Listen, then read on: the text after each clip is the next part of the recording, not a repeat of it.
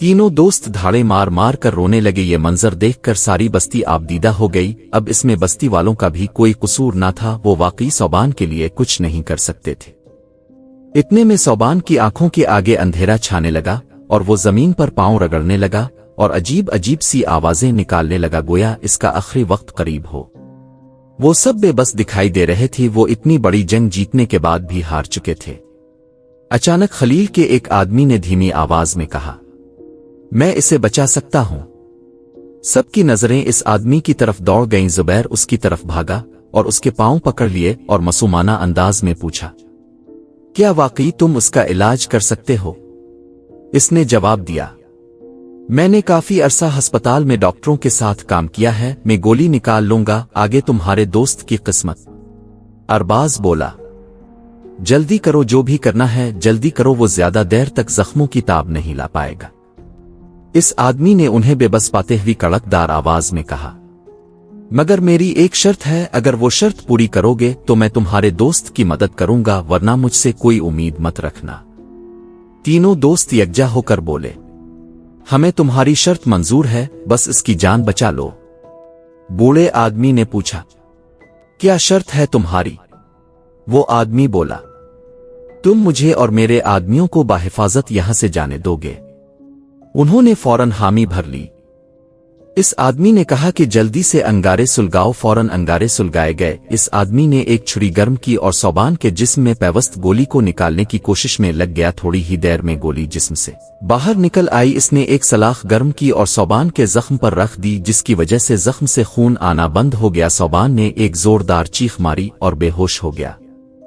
इस आदमी ने सबको तसल्ली दी कि ये लड़का ठीक हो जाएगा, क्योंकि इसका जख्म ज्यादा गहरा नहीं है, फिक्र की कोई बात नहीं। अजलान ने मारे खुशी के इसे गिले लगा लिया। सब बस्ती वालों के चेहरे खुशी से खिल उठे। इस आदमी ने सबको अपनी शर्त याद दिलाई। अजलान बोला, सिर्फ तुम यहां से जा सकते हो, तुम्हारे आदमी हमारे पास ही रहेंगे। वो गया, तब तुम मेरे साथ ऐसा कैसे कर सकते हो? तुम लोगों ने वादा किया था, तुम ऐसा नहीं कर सकते। इतने में बूढ़े आदमी ने पीछे से इस आदमी के सर पर एक लाठी रसीद कर दी, जिससे वो बेहोश होकर गिर पड़ा। बूढ़ा आदमी गरा, तुम लोगों ने आज तक इंसानियत का खून किया, आज एक जान बचा ली तो कौन सा तीर मार दिया? तुम्हें यहां से फरार होने देना अपने मरहुमीन से गद्दारी होगी। बूढ़े आदमी ने बस्ती वालों को मुखातिब किया, जल्दी से इन सब गलजोहे को उठाओ, जो मर चुके हैं उन्हें अलहदा कमरे में रख दो और जो जिंदा हैं उनके जख्मों पर हल्दी का मरहम बनाकर लगाओ और दूसरे कमरे में बंद कर दो। बस्ती वाले काम पर लग गए। उन्होंने मर्दों को इकट्ठा करके एक कमरे में रख दिया और जो जख्मी थे उनके जख्मों पर हल्दी का मरहम लगाया और दूसरे कमरे में बंद कर दिया। दूसरी तरफ खलील गुस्से के मारे लाल पीला हो रहा था। इसने अपने एक आदमी अनवर को बुलाया और इससे पूछा, हाँ अनवर बोलो, कोई खबर मिली? अनवर मनमनाया, नहीं जी, कोई इत्तला नहीं आई, शायद वो कमबख्त लड़के ज्यादा दूर निकल गए थे, इसलिए हमारे आदमियों को ज्यादा वक्त लग गया है। खलील ने साइड टेबल पर रखा हुआ पानी का गिलास उठाकर जमीन पर दे मारा। खलील का मारे गुस्से से बुरा हाल हो रहा था। वो खड़खड़ाती आवाज में बोला, अगर वो बदबख्त नहीं मिले तो क्या होगा हमारा? हमारा तो सारा कारोबार बंद हो जाएगा। अब दफ हो जाओ यहां से, मेरा मुंह क्या तुक्के जा रहे हो, और जैसे ही कुछ पता चले फौरन इत्तला देना। अनवर गया, जी मैं फौरन आपको बता दूंगा, अगर आप इजाजत दें तो हम गाड़ी पर जाकर देखें कि लड़के मिले या नहीं। खलील गरा, ओ पागल इंसान, इस वीराने में कहां ढूंढने जाओगे उन्हें? पता नहीं वो कहां से कहां निकल गए होंगे। एक काम करो, फोन करो उन कामचोरों को और पता करो कि क्या सूरत हाल है। अनवर बोला, जनाब फोन लगा कर थक गए हैं, लेकिन वो फोन नहीं उठा रहे हैं। खलील गुस्सीले लहजे में बोला, जा अब मेरा ज्यादा दिमाग मत खा, दफ हो जा यहां से, जब तक कोई इत्तला ना मिल जाए अपनी शक्ल मत दुखाना मुझे। अनवर ने इस बात में सर हिलाया और वहां से टल गया। अब खलील एक बना पानी के मछली की तरह तड़प रहा था, लेकिन इसे कुछ अंदाजा ना था कि इसके आदमियों के साथ क्या हो चुका है। अभी वो सोच ही रहा था कि आगे क्या किया जाए कि इतने में इसके शिराकतदार सर्जन सुहेल और लेडी डॉक्टर जरनाब वहां अटपके और उस पर चलाने लगे। डॉक्टर सुहेल ने कहा, कैसी बेहोशी की दवा मलाई थी तुमने खाने में कि वो लड़के उठे और यहां से भाग खड़े हुए और तुम्हें और तुम्हारे आदमियों को भनक तक ना लगने दी। तुम इतनी लापरवाही कैसे दिखा सकते हो? डॉक्टर जरनाब ने भी खड़खड़ती लहजे में कहा। अब तो इस बात को मान लो कि तुम खाने में बेहोशी की दवा मिलाना भूल गए थे, जिसकी वजह से इन लड़कों का होश बरकरार था और वो भाग निकले। खलील ने गुस्सीले लहजे में कहा, क्यों दिमाग खराब कर रहे हो मेरा? मैं आज तक कभी अपने निशाने से नहीं चूका। मैंने उनके खाने में दवाई मलाई थी और उन्होंने वो सारा खाना खत्म भी किया था। जरनाब ने इसकी बात काटी। तो फिर वो कैसे हवेली से भाग खड़े हुए? खलील गे गया। वो वही तो मेरी समझ से बाहर है। आखिर दवा मिला खाना खाने के बावजूद वो कैसे भाग खड़े हुए? आखिर दवा ने उन पर असर क्यों नहीं किया? सुहेल ने मायूसी का इजहार करते हुए कहा, अगर वो ना मिले तो क्या होगा? फिर तो हमें हमारा सारा कारोबार ठप करना पड़ेगा, क्योंकि वो किसी भी वक्त पुलिस के हत्थे चढ़ सकते हैं और पुलिस हम तक पहुंच सकती है। फिर तो अगले पिछले सारे केस खिलेंगे और हमें सजाए मौत से कोई नहीं बचा पाएगा। जरनाब ने सुहेल की बात से इत्तेफाक किया, जबकि खलील ढिठाई दिखाते हुए बोला, मेरे आदमी बहुत होशियार हैं, देखना तुम, वो उन्हें ढूंढ लेंगे और अभी उनको लेकर आ जाएंगे। सुहेल और जरनाब ने इसे खा जाने वाली नजरों से देखा, गोया इसे सालम ही निगल जाएंगे। दूसरी तरफ बस्ती वाले खलील की तरफ से किसी पेशरफ्त का इंतजार कर रहे थे कि शायद कोई और उन लड़कों की तलाश में आए तो इसका काम भी तमाम कर दें, लेकिन खलील को तो अंदाजा ही ना था कि इसके आदमियों के साथ क्या हो चुका है।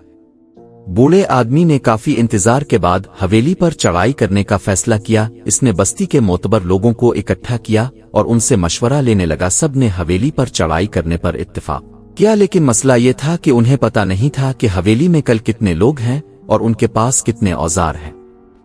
इसने दो नौजवानों अमीन और शहजाद को बुलाया और उनसे कहा, बेटा गौर से मेरी बात सुनो, हम हवेली पर चढ़ाई करना चाहते हैं, लेकिन हमें हवेली के अंदरूनी मामलात का अंदाजा नहीं है कि अंदर कितने लोग मौजूद हैं और उनके पास कितने और किस किस्म के औजार हैं। तुम खलील के गुंडों का मुंह खिलवाओ, लेकिन एक काम करना, हर आदमी से अलहदा तफ्तीश करना। हो सकता है कि इनमें से कुछ हमें गलत मालूमात देकर गुमराह करना चाहिए। हर आदमी से तफ्तीश के बाद मालूमात इकट्ठी करते जाना और फिर हम उन मालूमात का मवाजना करेंगे और इसी मवाजने से नताइज अखज़ करेंगे।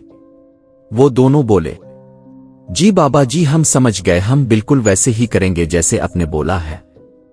अमीन और शहजाद ने बिल्कुल ऐसा ही किया। हर आदमी से अलहदा तफ्तीश की। उनमें से कुछ ने तो मार खाने के बावजूद भी मुंह खोला और ढिठाई पर जमे रहे, जबकि कुछ ने उनके एक बार पूछने पर ही फौरन अपना मुंह खोल दिया। लेकिन जब मवाजने के लिए मालूमात इकट्ठी की गई तो इनमें से किसी की बात दूसरे से नहीं मिलती थी। यानी एक आदमी ने अगर 20 आदमी बताए तो दूसरे ने 30 और तीसरे ने 50, और इसी तरह औजारों की गिनती भी गलत बताई गई।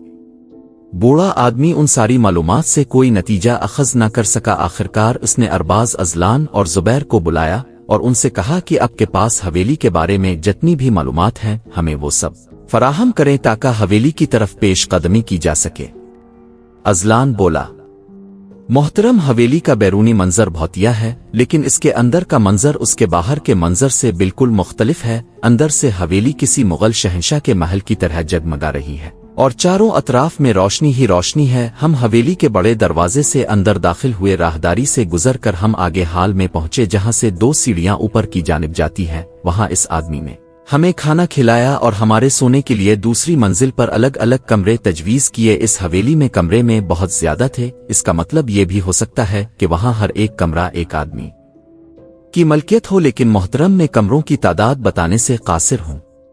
बूढ़े आदमी ने इसकी बात काटी, बेटा वो सब तो ठीक है, अब ये बताएं कि आप कौन से रास्ते से फरार हुए। अजलान ने अपनी बात जारी करते हुए कहा, मोहतरम, जिस कमरे में जुबैर सोया हुआ था वहां से एक खिड़की हवेली के बाग की जानिब खुलती थी। हम चूंकि दूसरी मंजिल पर थे इसलिए हम बिस्तरों की चादरों का सहारा लेकर बाग में पहुंचे, जो कि मुकम्मल तौर पर अंधेरे में डूबा हुआ था। इसी अंधेरे का फायदा उठाकर हम बाग से हवेली के बाहर की जानिब खिलने वाले एक दरवाजे के जरिए फरार हुए। इस छोटे दरवाजे के अलावा और कोई खुफिया रास्ता हमें मालूम नहीं। बूढ़े आदमी ने कहा, तो तय हो गया, हम इसी छोटे दरवाजे से हवेली के अंदर दाखिल होंगे और उन पर चढ़ाई कर देंगे। अजलान ने बात काटी, मोहतरम, उन्हें यकीनन पता होगा कि हम वहां से फरार हुए थे, इसलिए वहां और भी ज्यादा कड़ा पहरा होगा اور ہو سکتا ہے کہ وہ وہاں کوئی جال بھی بچھا چکے ہوں، اس لیے وہاں سے داخل ہونا خطرناک ہوگا۔ بوڑھا آدمی بولا، تو ٹھیک ہے، ہم اپنے سارے لوگ اور سارے اوزار اکٹھے کر کے چلتے ہیں، ہم وہاں حویلی کے قریب چھپ کر حملے کے لیے مناسب وقت کا انتظار کریں گے اور وہیں جا کر کوئی ترکیب لڑائیں گے، کیونکہ وقت بہت کم ہے، وہ درندے کہیں فرار نہ ہو جائیں۔ سب نے بوڑھے آدمی کی بات سے اتفاق کیا، صرف ضعیف لوگ، بچے اور عورتیں بستی میں رہے، باقی سب ہتھیار تھامے حویلی کے لیے نکل کھڑے ہوئے۔ زبیر اور ارباز صوبان کی دیکھ بھال کے لیے بستی میں رکے، جبکہ ازلان حملہ کرنے والے لشکر میں شامل ہو گیا۔ وہ اپنے دوست طلحہ کی موت کا بدلہ لینا چاہتا تھا۔ جب وہ بستی سے نکلے تو بوڑھے آدمی نے 20 لوگوں کو پورے لشکر کے پیروں کے نشانات مٹانے کا ذمہ سونپا۔ لشکر آگے چلتا گیا اور وہ پیروں کے نشانات مٹاتے چلے آئے تاکہ اگر انہیں کچھ ہو جائے تو وہ درندے پیروں کے نشانات کا تعین کر کے بستی تک نہ پہنچ پائیں۔ بستی والے ٹکڑوں میں بٹ گئے اور چھپتے چھپاتے آگے حویلی کی طرف بڑھتے گئے اور ساتھ ساتھ پیروں کے نشانات مٹاتے رہے۔ دیکھتے ہی دیکھتے انہوں نے حویلی کو چاروں اطراف سے گھیر لیا۔ اب وہ حویلی کے اندر داخل ہونے کی ترکیب لڑانے لگے۔ انہیں حویلی کے اندر سے بہت شور سنائی دیا، جس سے انہیں اس بات کا اندازہ ہو گیا کہ حویلی کے اندر موجود لوگ بھی حملے کی تیاری کر رہے ہیں۔ بستی والے ٹکڑوں میں بٹ گئے اور چھپتے چھپاتے آگے حویلی کی طرف بڑھتے گئے اور ساتھ ساتھ پیروں کے نشانات مٹاتے رہے۔ دیکھتے ہی دیکھتے انہوں نے حویلی کو چاروں اطراف سے گھیر لیا۔ اب وہ حویلی کے اندر داخل ہونے کی ترکیب لڑانے لگے۔ انہیں حویلی کے اندر سے بہت شور سنائی دیا، جس سے انہیں اس بات کا اندازہ ہو گیا کہ حویلی کے اندر موجود لوگ بھی حملے کی تیاری کر رہے ہیں۔ اب بوڑھے آدمی نے ایک ٹولی کو حویلی کی جانب بڑھنے کا اشارہ کیا، لیکن حویلی کا دروازہ کھلتا دیکھ وہ فوراً چھپ گئے۔ انہوں نے حویلی میں سے 1 درجن کے قریب آدمیوں کی ایک ٹولی کو باہر نکلتے دیکھا۔ وہ ہتھیاروں سے لیس تھے۔ وہ بیٹیاں جلا کر زمین پر پیروں کے نشانات دیکھنے لگے۔ وہ نشانات کا تعین کرتے کرتے آگے بڑھے، لیکن ایک مخصوص مقام پر پہنچ کر پیروں کے نشانات غائب ہو گئے۔ وہ سب بوکھلا گئے کہ ایسا کیسے ہو سکتا ہے۔ دراصل بستی والوں نے پیروں کے نشانات مٹا دیے تھے۔ حویلی سے کچھ ہی فاصلہ رہ رہا تھا جب انہوں نے باقی نشانات مٹانا چھوڑ دیے۔ اس کے بعد وہ محفوظ مقامات پر چھپ گئے، لیکن جب تک وہ کسی محفوظ جگہ پر چھپ نہ گئے وہ اپنے پیروں کے نشانات مٹاتے رہے۔ اب خلیل کے آدمیوں کو حویلی سے لے کر صرف مخصوص جگہ تک ہی پیروں کے نشانات ملے اور آگے نشانات غائب ہو گئے۔ اب خلیل کے آدمی سمجھ نہیں پا رہے تھے کہ آگے کیا جائے۔ ان میں سے ایک نے کہا، چلو اب یہاں سے ہم حصوں میں بٹ جاتے ہیں اور ان کو یہاں وہاں ڈھونڈتے ہیں۔ دوسرے نے کہا، میرا تو خیال ہے کہ واپس چلتے ہیں اور خلیل کو صورتحال سے آگاہ کرتے ہیں۔ مجھے تو دال میں کچھ کالا لگتا ہے، ایسا کیسے ہو سکتا ہے کہ نشانات آگے مٹ گئے۔ تیسرے نے دوسرے کی بات کاٹی، ہاں اور وہ لڑکے تو بوکھلائے ہوئے ہوں گے، تو پھر انہیں پیروں کے نشانات مٹانے کا وقت کیسے ملا ہوگا؟ وہ تو خود موت سے ڈر کر بھاگ رہے تھے۔ تم صحیح کہتے ہو، ضرور دال میں کچھ کالا ہے۔ چوتھے نے دبے لفظوں میں کہا، اگر حویلی گئے تو خلیل ہمیں کچا چبا جائے گا۔ اب تم سب لوگوں کو تو اس کے غصے کا پتہ ہے، حویلی جانے سے بہتر ہے کہ ہم باہر ہی رہیں اور ان لڑکوں کو ڈھونڈیں۔ سب نے اس کی بات سے اتفاق کیا۔ اس کے بعد وہ ٹولیوں میں بٹ گئے اور ان لڑکوں کو ڈھونڈنے لگے۔ لڑکوں کو ڈیونڈیتی وہ ایک دوسرے سے بہت دور ہو گئے۔ ان میں سے 3 درندے بستی والوں کی ایک ٹولی کے پاس جا پہنچے اور انہوں نے ان درندوں کو خاموشی سے دبوچ لیا۔ آخر 40 لوگوں کی ایک ٹولی کے سامنے 3 آدمی کب تک ٹک پاتے؟ آہستہ آہستہ بستی والوں نے خلیل کے سارے آدمیوں کو دبوچ لیا۔ خلیل اپنی بھیجی ہوئی ٹولی کی طرف سے کسی اطلاع کا انتظار کر رہا تھا، لیکن وہ انتظار ہی کرتا رہ گیا۔ کافی وقت گزر جانے کے بعد اس نے انور کو بلایا۔ ہاں انور بتاؤ، وہ واپس آئے نہیں؟ انور نے نفی میں سر ہلا دیا۔ خلیل کی آنکھیں غصے کے مارے باہر کو نکل رہی تھی۔ آخر یہ سب کمبخت حویلی سے باہر جا کر کہاں مر جاتے ہیں؟ ان کو زمین نگل رہی ہے یا آسمان کھا رہا ہے؟ جو بھی حویلی سے باہر جاتا ہے مڑ کر واپس نہیں آتا۔ حیرت کی بات ہے کہ اس حویلی کے بارے میں مشہور تھا کہ جو بھی اس حویلی میں ایک بار جاتا ہے وہ دوبارہ باہر کی دنیا میں واپس نہیں جا پاتا۔ آج یہ بات الٹ ہو رہی ہے، جو بھی اس حویلی سے باہر جا رہا ہے وہ مڑ کر واپس نہیں آ رہا۔ انور یہ بتاؤ حویلی میں کل کتنے کارندے باقی ہیں؟ انور نے نظریں جھکاتے ہوئے جواب دیا، جناب اب کو زرناب میم اور سہیل صاحب کو ملا کر ہم کل 24 لوگ ہیں حویلی میں۔ خلیل نے غصے سے ہاتھوں کو ملتے ہوئے کہا، کیا ہم اپنے اتنے لوگوں کو باہر بھیج چکے ہیں؟ जहां तक मुझे याद है हमारे कारिंदों की तादाद 70 से ज्यादा थी, हम अपने इतने ज्यादा आदमियों को खो चुके हैं। अनवर ने बात काटी। मोहतरम, वो जरूर रास्ता भटक गए होंगे, अभी आते ही होंगे, आखिर कहां जा सकते हैं? खलील ने अनवर को गुस्से से झंझोड़ते हुए कहा। मुर्दार, मुझे दिलासे मत दे, जो जा चुके हैं मेरा नहीं ख्याल कि अब वो वापस आएंगे। इस बात का अंदाजा तो हो चुका है मुझे कि अब वो लूट कर वापस नहीं आएंगे। मुझे लगता है कि इन लोगों को भूतों ने मार डाला है। आज तक हमने जिन्नों और भूतों का नाम इस्तेमाल करके लोगों को डराया है और उनसे फायदा उठाया है और उनके दिलों में जिन्नात के लिए नफरत पैदा की है। शायद इसी वजह से वो जिन भूत हमसे बदला ले रहे हैं। वो पागलों की तरह उल्टी सीधी बातें करता गया। दूसरी तरफ बूढ़े आदमी ने अपनी टोली से कहा, रात का आखिरी पहर चल रहा है, अब जो भी करना है जल्दी करना है, क्योंकि सुबह की रोशनी में हम पकड़े जा सकते हैं। इसलिए हम अब मजीद इंतजार नहीं कर सकते और अब हम हवेली की जानिब बढ़ेंगे। सब ने बूढ़े आदमी की बात से इत्तेफाक किया और अल्लाह अकबर का नारा लगाया। बूढ़े आदमी ने अजलान को मुखातिब किया, बेटा अब हमें हवेली के छोटे दरवाजे की तरफ ले जाएं, हम इसी छोटे दरवाजे से हवेली के अंदर दाखिल होने की कोशिश करेंगे। अजलान ने उन्हें छोटे दरवाजे की तरफ जाने का रास्ता दिखाया। वो दबे पांव चलते चलते इस छोटे दरवाजे तक पहुंच गए। वहां पहुंचकर देखा तो दरवाजा खुला था। एक आदमी ने दरवाजा खोला और अंदर के हालात का जायजा लेने लग गया। इसने अपना कदम अंदर बढ़ाया ही था कि एक गोली इसके सीने को चीरती हुई आई और उसकी जान ले। अनवर ने नफी में सर हिला दिया। खलील की आंखें गुस्से के मारे बाहर को निकल रही थी। आखिर ये सब कमबख्त हवेली से बाहर जाकर कहां मर जाते हैं? उनको जमीन निगल रही है या आसमान खा रहा है? जो भी हवेली से बाहर जाता है मुड़कर वापस नहीं आता। हैरत की बात है कि इस हवेली के बारे में मशहूर था कि जो भी इस हवेली में एक बार जाता है वो दोबारा बाहर की दुनिया में वापस नहीं जा पाता। आज ये बात उलट हो रही है। जो भी इस हवेली से बाहर जा रहा है वो मुड़कर वापस नहीं आ रहा। अनवर, ये बताओ हवेली में कल कितने कारिंदे बाकी हैं? अनवर ने नजरें झुकाते हुए जवाब दिया, जनाब अब को जरनाब मैम और सुहेल साहिब को मिलाकर हम कल 24 लोग हैं हवेली में। खलील ने गुस्से से हाथों को मिलते हुए कहा, क्या हम अपने इतने लोगों को बाहर भेज चुके हैं? जहां तक मुझे याद है हमारे कारिंदों की तादाद 70 से ज्यादा थी, हम अपने इतने ज्यादा आदमियों को खो चुके हैं। अनवर ने बात काटी। मोहतरम, वो जरूर रास्ता भटक गए होंगे, अभी आते ही होंगे, आखिर कहां जा सकते हैं?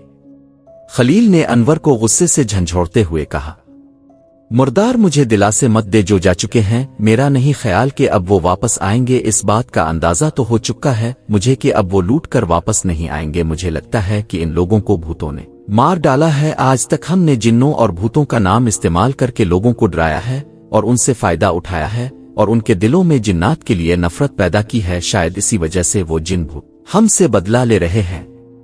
वो पागलों की तरह उल्टी सीधी बातें करता गया। दूसरी तरफ बूढ़े आदमी ने अपनी टोली से कहा, रात का आखिरी पहर चल रहा है, अब जो भी करना है जल्दी करना है, क्योंकि सुबह की रोशनी में हम पकड़े जा सकते हैं। इसलिए हम अब मजीद इंतजार नहीं कर सकते और अब हम हवेली की जानिब बढ़ेंगे। सब ने बूढ़े आदमी की बात से इत्तेफाक किया और अल्लाह अकबर का नारा लगाया। बूढ़े आदमी ने अजलान को मुखातिब किया, बेटा अब हमें हवेली के छोटे दरवाजे की तरफ ले जाएं, हम इसी छोटे दरवाजे से हवेली के अंदर दाखिल होने की कोशिश करेंगे। अजलान ने उन्हें छोटे दरवाजे की तरफ जाने का रास्ता दिखाया। वो दबे पांव चलते चलते इस छोटे दरवाजे तक पहुंच गए। वहां पहुंचकर देखा तो दरवाजा खुला था। एक आदमी ने दरवाजा खोला और अंदर के हालात का जायजा लेने लग गया। इसने अपना कदम अंदर बढ़ाया ही था कि एक गोली इसके सीने को चीरती हुई आई और उसकी जान ले ली।